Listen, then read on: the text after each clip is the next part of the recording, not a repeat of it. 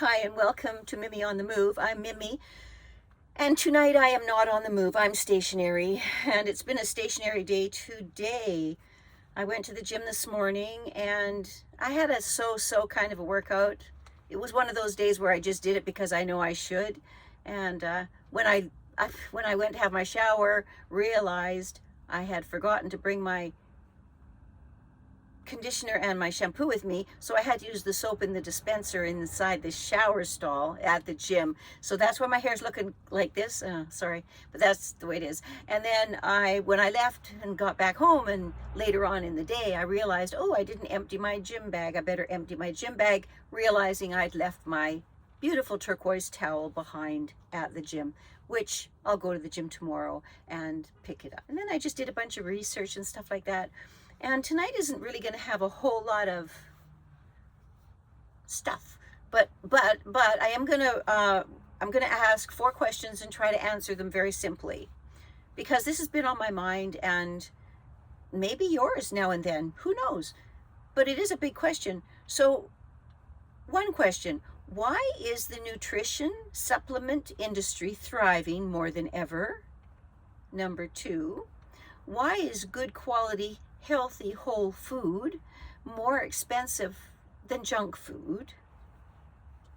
Number 3, why does our food supply not provide our bodies with enough nutrition to be healthy or sustain optimal good health? Number 4, why do the large pharmaceutical companies have so much control around our personal health? So those are kind of just big questions, aren't they? But they're questions that are all quite related to one another. There we go. Sometimes I lose I have a book full of notes and things, and I lose my page. Anyways, so the supplement industry is thriving, and it's because a lot of people are paying attention to their health. A lot of people aren't, but I think there's a lot that are, and that keeps the supplement industry in good standing. But I think that people take supplements because they don't feel they're getting enough nutrition from their food, or maybe their lifestyle doesn't warrant them, like maybe they can't buy good food or enough of it. We don't know the answer to that, do we? So I think that the supplement industry is thriving for simply that reason. People aren't getting enough nutrition in their lifestyle, in their daily diet. And then, why doesn't our food supply provide us with enough proper nutrition to sustain good health? Well, I think that if we were to buy certified organic food, we wouldn't need to take supplements. And I often wonder if the cost of buying organic food, and like fully, would offset the supplement cost. It would be a good experiment, wouldn't it be? If you take a lot of supplements and don't buy a lot of certified organic foods, why don't you should try to do like a month and just buy really super good food and take no supplements and see if you feel good and see what happens. I think that would be a great experiment to do, just for your own knowledge more than anything, because a lot of money is spent on supplements. And with regards to the expense of the certified organic foods, to me, it's just ass backwards that good quality food is more expensive than junk food. Yeah, I would think if the government, because we vote them in, right? We want them to have our best interests at heart. If the government wanted to lessen the burden on our medical industry, the medical profession, right? Medical care, excuse me, then they might want us to eat better. Because if we eat better, we don't get sick very often, or as often, or at all in some cases. But for some reason it doesn't work that way. The junk food is easily attainable. Pretty much anybody can afford a bag of chips, a chocolate bar, donut, whatever. but they can't always put out that kind of money, or don't want to, for the certified organic foods, because it is horrifically expensive, where junk food isn't. Oh yeah, I mean, we're overfed and undernourished, basically, aren't we? So anyways, so why does our food supply, let's supposing we're just eating all the regular food in the grocery store, not certified organic, I think we can probably all agree that there's still not quite enough nutrition in all the regular food, the fresh whole food that we could be getting, because of the mass production of it and the way they harvest it early so that it can get to the stores and sit there for a week or two before you get it, all of that sort of thing. There's a lot involved, of course, but I think some of the reasons that we're low on nutrition in all of the stores and the groceries in the stores is because I don't think the soil is taken care of as good as it could be. I think there's also chemicals put in the soil that might take away from some of the nutrition in the food that's grown in that soil. I think that the cows, pigs, chickens, and whatnot, I think they're fed diets, and we're talking in the mass manufacturers places. We're not talking in the mom and pop farms.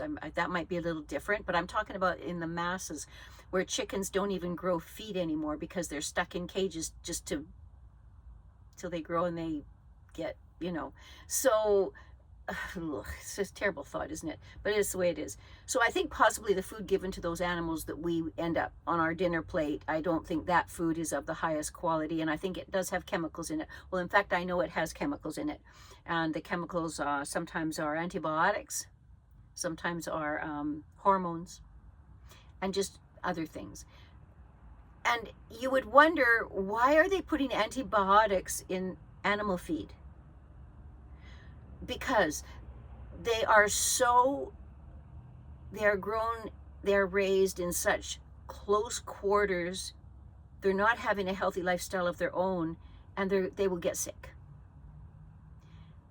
So the antibiotics that they give in the animal feed is to keep the animals from getting sick. However, those antibiotics do end up in our bodies. And the hormones that they give animals, especially beef, I have a feeling in Canada we don't have hormones in our beef, if I'm correct, but I do know they do in the States. But those hormones cause, premature puberty in children if they're eating a great amount of meat with hormones in the animal feed. So there's a lot of things involved there, but the nutrition definitely is lacking for the reasons we just said. I think that GMO food, genetically modified foods, I don't think they have enough natural nutrition in them. Obviously, if they're genetically modified, then they're not natural. They are synthetic foods, so there's going to be a lot of stuff in there we don't want in our bodies on a regular basis. And then, of course, the ultra-processed foods, the packaged foods, that they're, oh boy, you just look at the ingredients. Sometimes there's like a list that big and it's in fine print and you cannot read it. You have to take a magnifying glass to the grocery store if you want to know what's in it. And you don't understand what most of it is anyways. But yeah, so those are the reasons why our food supply is probably lacking in nutrition. That are some of the reasons. I'm sure there's more. But in order for us to sustain good health, we need proper nutrition. That's just a fact. So how do we get it, right? A lot of people go and get supplements. And then they feel, that they're doing themselves a good service, and they probably are to a point, but it's expensive. Supplements are not inexpensive things. They're very expensive things. Good supplements. Why is good, wholesome, certified organic food more expensive than junk food? Was it an agenda at some point in time to keep the people eating poorly so that they need medical interventions? Look at the type 2 diabetes. Look at it. It's rampant. Some people think they should get it just because their parents had it. Type 2 diabetes, to everything I've ever read, is a lifestyle related disease or condition or whatever you call it. Type 1 is a different story, But type 2 diabetes, especially adult onset, now more and more children are getting adult onset type 2 diabetes. That's pretty scary when you think about it. You know, do you remember, if you're in your 70s like me, and you go back into your school years, do you remember if there was a fat kid in your class? Probably not. If there was a fat kid in the class, guess what? They got terribly teased by the other children. It was not good. I know I went to Walter Moberly School in Vancouver, 63rd and Fraser Street, I believe. Something like that, or Prince Albert, 63rd, something like that. Anyways, and Karen was the fat kid in our school, and she was in our grade. And there was mean kids, you know, there's always mean kids. And we were in our classrooms, and we heard the sirens. The sirens came to the school, and they took Karen away. She got very sick. She was bleeding from her rectum and throwing up. And apparently what had happened was some of the mean kids were teasing her, and they gave her a couple of chocolate bars, but they weren't chocolate bars. They were X-Lax. And if you remember X-Lax, it was a drug that you could buy at the drugstore, and it helped you if you were constipated. It gave you diarrhea. So that was what X-Lax did. But they told Karen it was chocolate bars, and Karen was, you know, kind of into junk food, I guess, and nobody hardly was in those days, but maybe in her household, maybe that's, anyways, what happened was, eating those chocolate bars, apparently one little square is what an adult would take, right? So she ate both the chocolate bars. Anyways, they took her away, and she stayed in the hospital for quite some time, and then we all got talked to by the principal at an assembly one day about not teasing our fellow students and stuff like that. But anyways, what I'm trying to say is, it was not common to see fat kids at school. It was also not common for kids to have the flu. It was really common for kids to have a cold. Really common. But the flu, no. If somebody had the flu, that was a big deal, right? Oh my gosh, somebody's got the flu. Like, that's really serious. But now, the flu is to be expected every year. The pharmaceutical companies try to guesstimate what top 3 flus might be coming in the flu season each year ahead of time. They try to guess. So they formulate flu vaccines for those potential top 3 flus. None of those flus might show up, and 3 completely different ones also might show up. But my point is this: people are taking the flu shots all the time because they don't want to get the flu. It's just a common thing. We've accepted that there's a flu season. That was never the case in the 60s. When I was growing up, there was no flu season. There was a cold season. We all had runny, snotty noses and coughed, and we went to school with our cold. We never stayed home. The only time they let us stay home is if we had a fever with our cold. I remember one lady, when I was a young mother, she had a bunch of kids, bang, bang, bang, bang, 4 kids in a row, right? And finally, all her kids were in school and everything. And she said to us one day, she said, "Our family has had a cold for the last 4 years." One kid would get it, the other, and they just went round. Colds are common. Cold. But the flu, it was not common. But now it's just an accepted thing, flu season, right? So I just think with proper nutrition, what is it that I love repeating this? Hippocrates quote, I love Hippocrates quote, there is no disease known to mankind that is not nutritionally based. I believe that stands pretty true today as well. if we would just eat properly. And you know, it's not a big science to eat properly, although a lot of advertisements make it look like it's a big deal, like how to eat properly. God and Granny, they knew you just need some balanced 3 meals a day or whatever you have, right? And not a lot of junk food. Your body can handle proper nutrition. It can handle it very well and stay pretty healthy. It has a hard time with poor nutrition. It struggles. It struggles. I remember I took a course one time and we talked about enzymes. And we all have enzymes, you know, like we know the word enzyme, but what really are they? Well, we learned in this course I took many decades ago that the enzymes are what we call the workers. And they're the things that keep us well. They know that there's something wrong and they fix it. They're the workers.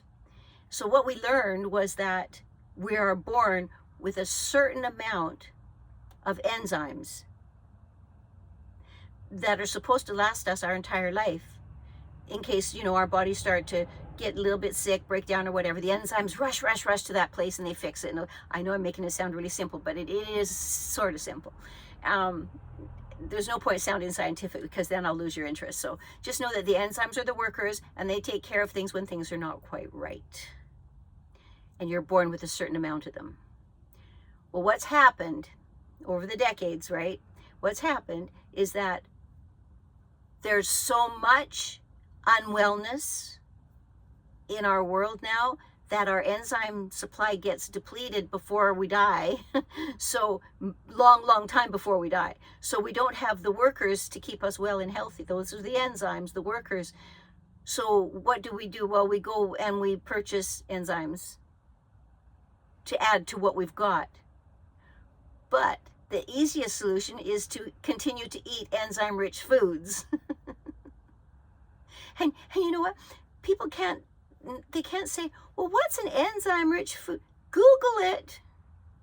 If you want to know anything, you can go now on the internet to reputable sources and Google your question, right? You go to places like Mayo Clinic or, you know, some places that you will trust. Just don't go to the companies that make those enzymes and things because they're going to tell you all kinds of things, but you need to go to like independent places that are just there to educate, not to sell you anything. Anyways, the enzymes. That's all I wanted to say about the enzymes. So eating enzyme-rich foods would be the answer to keeping the workers available for when your body starts to be not feeling well. Okay, so that's all I wanted to say about that. Just that, you know, the fat kids now, like they're plentiful. And I talk about kids because we can't blame those kids, you see, because this is what their parents are allowing to happen in their life. We can't blame the children, short of a medical condition, all right? We're just talking about a normal kid who should be normally healthy, not a child with some kind of medical issue. But I mean, you know, but our world is different now. If we even think and look at somebody like they're like really fat and we say, oh, that person's pretty fat, you know, then we're called like fat shaming or something. No, we're just calling it like it is. It's like if a person's skinny, you're not skinny shaming them. If a person is just middle of the road, you're not middle of the road shaming them. You're just calling something what it is. But it's how you present it. Do you present it with mockery or do you present it with kindness? You know, my best friend Kelly, who passed away from cancer several years ago, we were best friends since we were 10. She was a fat kid. She was always a fat kid, right from the day we met until the day she died. And if anybody ever said to her, in conversation, not to her particularly, but you kind of knew it was related. Anyway, she just said it like it was. She says, don't, I'm fat. That's what she would say. I'm fat. You can say I'm fat. I'm fat. I can see you're skinny. You're skinny. There's no difference. We are what we are. And but for children, the parents' responsibility is to keep their children healthy and well. And if the parents aren't doing that, then they're neglecting their children that way, aren't they? They're neglecting the health of their children. It's that simple.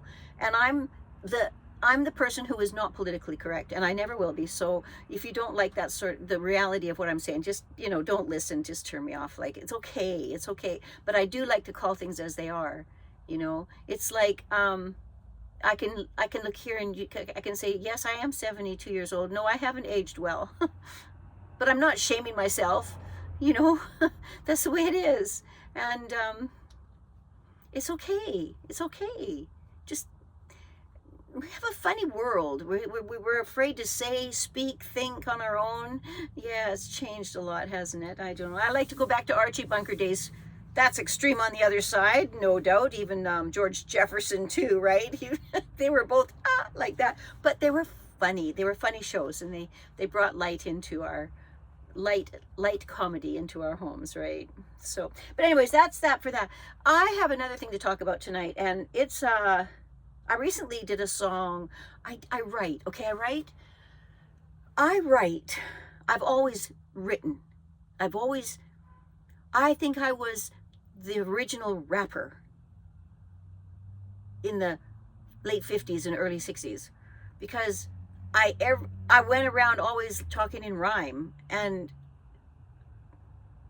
it's what I did. It just came out of my mouth that way. And I had a stepmother who was, your typical wicked stepmother, and she did not like the way I was. She always told me to get out of the dream world and get, all that. But anyways, it didn't matter. That's the way my brain worked.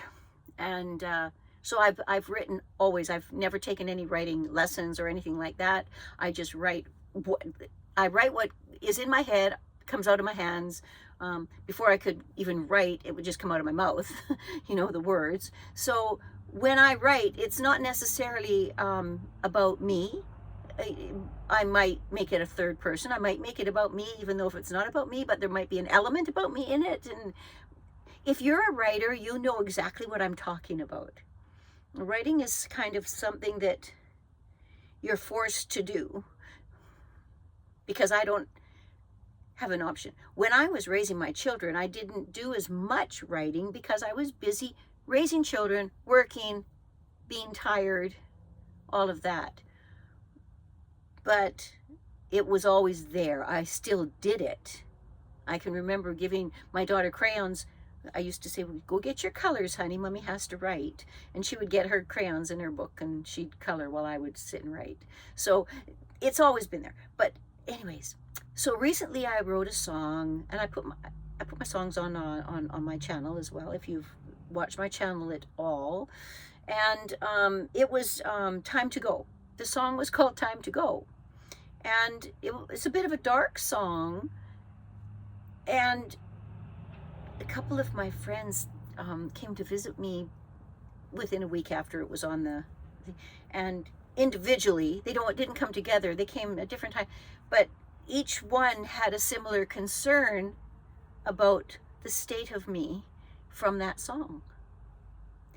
And as the title can say, it was time to go, right? It's like bye-bye, right? It's like that.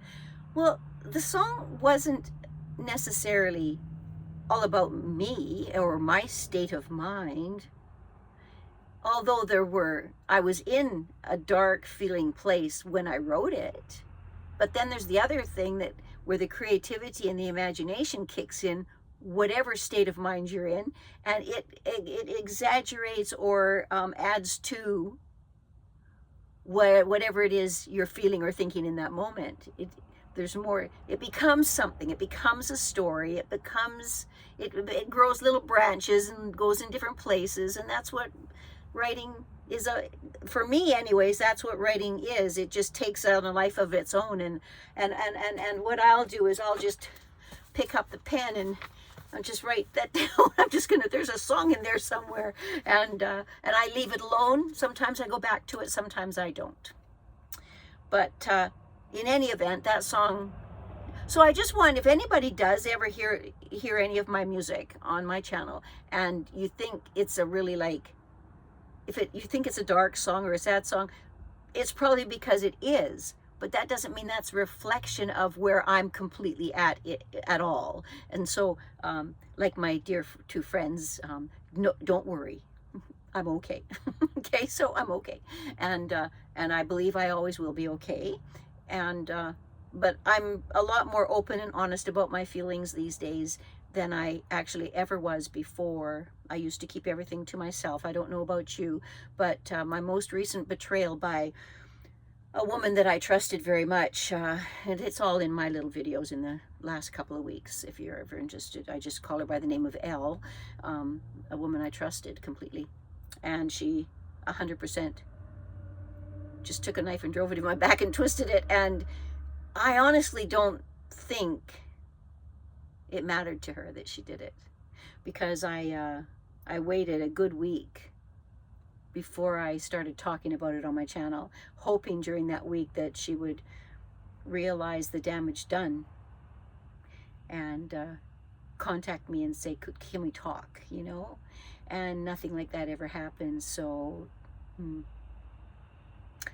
so that said a lot. So that song, again, is another, shall we call, another, what's that word? When something creates something else that creates something, I can't think of the word.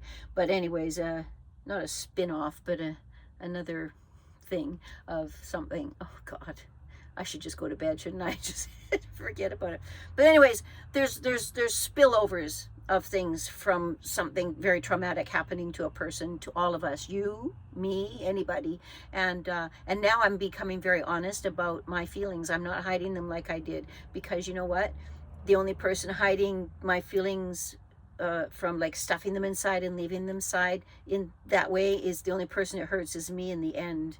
And I think I had said once before, I heard this said, and it's true: whatever you bury alive stays alive. And it festers in time, and it gets bad. So I'm now learning to address things as they come up in the most honest way I can. And that's what I'm doing. So, and that's good for me.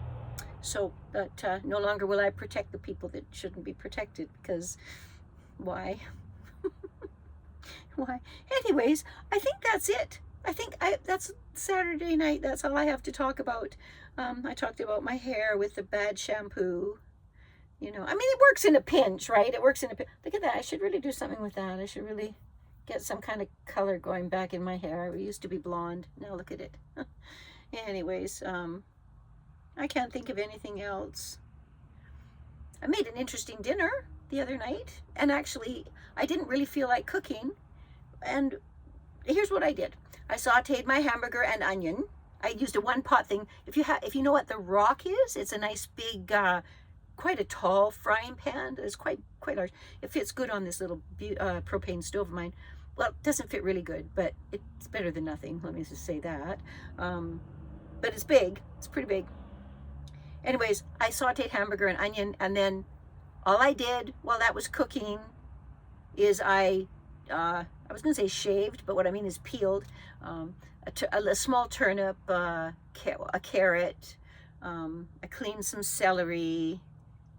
I had a whole bunch of baby spinach, and of course garlic. I crushed garlic. I put that was already put in there. So I put all these things together. Oh, and a lot of I chopped up a whole bunch of cabbage.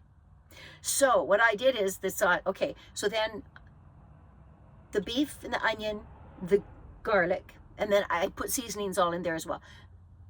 Then as it was cooking, I just kept adding things so I sliced everything quite thin, the carrot, the turnip, the did I say celery? And the cabbage, and I just put it in there and put the lid on it. Oh, and partway through, I put some soy sauce in there and some mustard, just to give it a bit of tang, and it worked. Right near the end is when I added like 3 cups of spinach to the whole works, because spinach literally takes 1 minute or 2 to cook.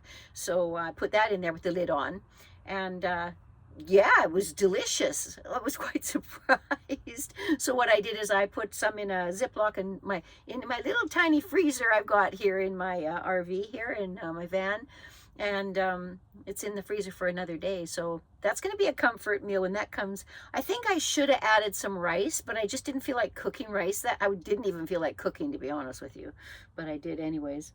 And then yesterday what I made is, this is a fun recipe, and I like it. So I cook the rotini pasta, just al dente. And then I drain it, and I put however much I want on my dinner plate. And then on top of that, I take my ranch dressing and, swirl it around over top all the cooked rotini. And then I have already quartered up a whole bunch of little cherry tomatoes, or grape tomatoes are fine too, over top of that. And then I had already chicken breast I had already cooked. I cut that up into little tiny chunks and put that on top as well. So you've got the rotini, the ranch dressing, the chopped up little tomatoes, and the chopped up chicken breast all over the top. And then I take my mixture of shredded mozzarella and cheddar, and I all over the top like that. So there you have it. It's already there, and then I throw it in the microwave for 3 minutes just to cook it all together, because the rotini's already cooked. So you really just want to blend the flavors. Oh my goodness. It was also very good. Also very good. I don't know if you've done that recipe before, but it's actually very tasty. Anyways, I'm going to say good night for now, and I'm going to relax and see if maybe I can get something on Netflix. I'm actually parked outside the gym where I work out, but I'm on the side of the street. But for some reason, the gym internet reaches me, so I can actually watch Netflix if I want tonight on my gym's internet, on their Wi-Fi. So that'll be nice, because I try not to use my TV too much because it takes my phone data, because I have to use my phone as a hotspot. So I do have a Starlink Mini. I've had it for 6 or 7 months now, and I just haven't been able to find anywhere to get it installed. So it has to go on the roof. And I mean, I'm not one to have wires hanging all over my house. That's why I don't have wires hanging all over my house and just use it as a portable unit. I want it attached to the roof where it's supposed to be. I already did pay an electrician to do the proper wiring, so it's hooked up to the DC. So I'm doing DC to DC with my Starlink when I do get it, properly mounted on the roof. It's all ready to go. And my friend Lauren, Loli's Off-Road Adventures, he brought me over a little connector thing. I forget what it's called, but it connects the two ends together. So now, when somebody does install it on the roof for me, I can bring the wire all the way down right through to the DC, what the electrician did for me. So I won't have any wires around my house. But it's getting the dang thing attached to the roof. That's my only problem. So, yeah, I need somebody really smart to be able to do that, because I sure can't do it. Anyways, that's enough. You're probably sick and tired of me talking. I don't blame you one little bit. I'm going to go and see about watching some Netflix tonight, and wish you all well. And like I said earlier on another video, I am continuing to live my life with purpose, passion, and positive intention. Thank you for stopping by tonight. I hope you stop by again, and I hope you have a wonderful weekend. Bye for now.